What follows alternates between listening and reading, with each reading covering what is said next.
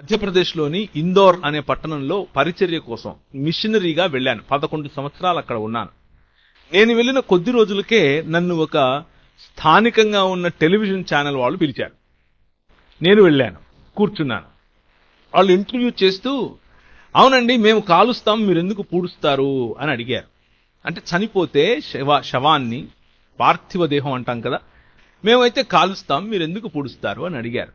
నేను ఎప్పుడూ చదవలేదు, నాకు తెలియదు, ఏం చెప్పాలో నాకు తెలియదు. కానీ తడువుకోకుండా, క్షణం తీరిక ఆలోచించకుండా నేను ఒక సమాధానం చెప్పాను. చెప్పిన సమాధానానికి నేనే నివ్వెరపోయాను. నాకే కనువిప్పు కలిగింది. అదేమిటి అనంటే, మా దేవుడు మమ్మల్ని మట్టి నుండి చేశాడు, తన స్వరూపమందు తన పోలిక చొప్పున చేశాడు. మట్టి నుంచి వచ్చిన మమ్మల్ని మట్టిలోనే అందుకే మట్టిలోనే కప్పి పెడతాం అని చెప్పాను. నేను బయటకు వచ్చి ఆలోచించాను, నేను ఎక్కడ చదివాను ఇది, నాకు ఎలా తెలుసు ఇది?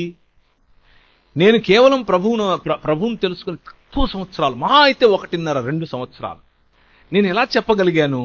Rhema, spirit of the lord, పరిశుద్ధాత్ముని యొక్క అంక్షన్ అండ్ అనాయింటింగ్